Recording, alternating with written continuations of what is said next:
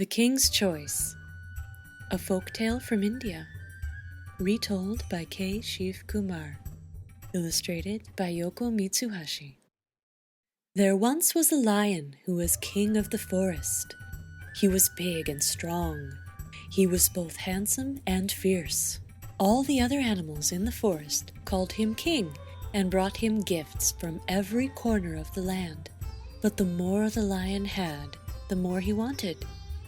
"A king must have a court," he said to himself one day. The lion called a fox to his side. "You are known to be a wise and clever creature, Fox," said the lion. "I want you to be my advisor." "Thank you, your majesty," said the fox, bowing low. The lion next called a leopard to his side. "You are known to be watchful and swift of foot, leopard. I want you to be my bodyguard," said the lion. "Thank you, your majesty," said the leopard, bowing low. The lion then called a vulture to his side. "You are a bird, vulture, and can fly high," the lion said. "You will be my messenger." "Thank you, your majesty," said the vulture, bowing low. The fox, the vulture, and the leopard took an oath of loyalty to the king. The king promised to meet them as friends and to give them food and protection. For some time, all went well in the king's court. The 3 courtiers never opposed the king. His wishes were law. Whenever he roared, they came running. Whenever he took a walk, they meekly followed behind him. When the Lion King went hunting, they found the animals for him to kill, and after he had his meal, he left the remains for them, so they always had enough to eat. One day, the vulture came back from a flight. "Your Majesty, have you ever tasted camel?" he asked. "I ate a camel in the desert once, and it is very nice." The lion had never seen a camel, but he liked the idea of trying camel's meat.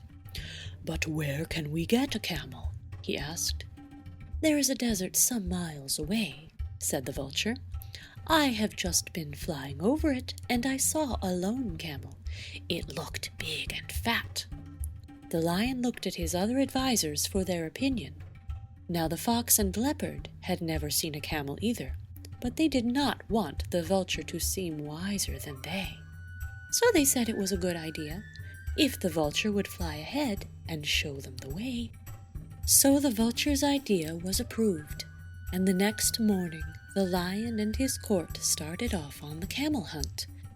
They reached the edge of the desert easily, but after they had left the shelter of the forest, the day became very hot. The sun shone down with fire-hot rays. The vulture flew high up in the cooler air. "Hurry along," he called. "The camel is not far off." But the lion could not hurry any more. The hot sand had burned his paws. "Stop!" he shouted to the others. "I can walk no further. Let us go back to the forest. I do not care to try camel meat." The Lion King's advisors were frightened. The forest was far behind them. They did not know how to get the lion back home. The leopard wanted to run away. The vulture wanted to watch and wait and eat the lion later on. But the clever fox thought of a plan. Off into the desert he ran, saying, "I will soon bring help." After running for some time, the fox found the camel. The camel was indeed surprised to see a fox there in the desert. "Hurry up, friend camel," said the fox. "Our king wants you at once." "Your king?" said the camel. "Who is he?" "I do not know any king. I only know my master, for whom I carry goods across the desert." "Our king, the lion, has killed your master," said the fox. "Now you are free, and the lion has invited you to live at his court. Come along." So the camel followed the fox. When the fox and the camel reached the lion's camp, the vulture and the leopard were surprised. The lion looked pleased, in spite of his burned paws. The camel was presented to the king and agreed to serve the lion in return for a home at his court. "Get on the camel's back, your majesty," said the fox. "We will return home." The lion at once jumped onto the camel's back.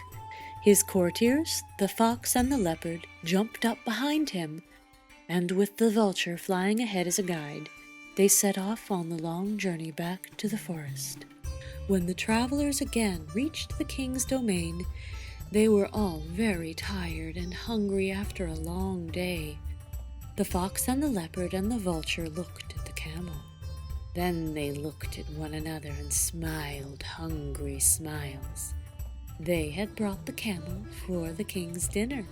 Now it was time for the feast. The Lion King knew what his courtiers were thinking. He called the camel to him. "Friend camel," he said, "I have to thank you for saving my life. You are welcome to live at my court as long as you wish. I promise you my protection."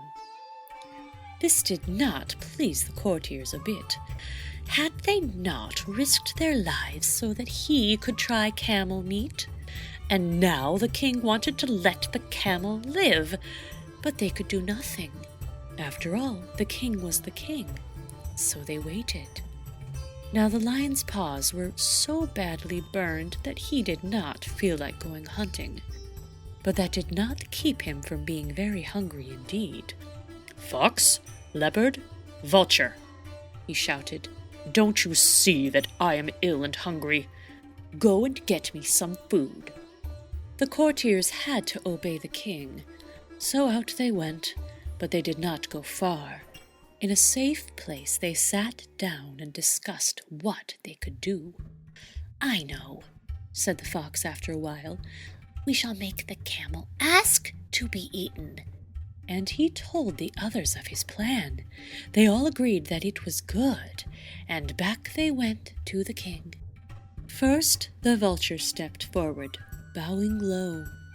"Your Majesty," he said, "we have found no food, but we cannot let your Majesty suffer.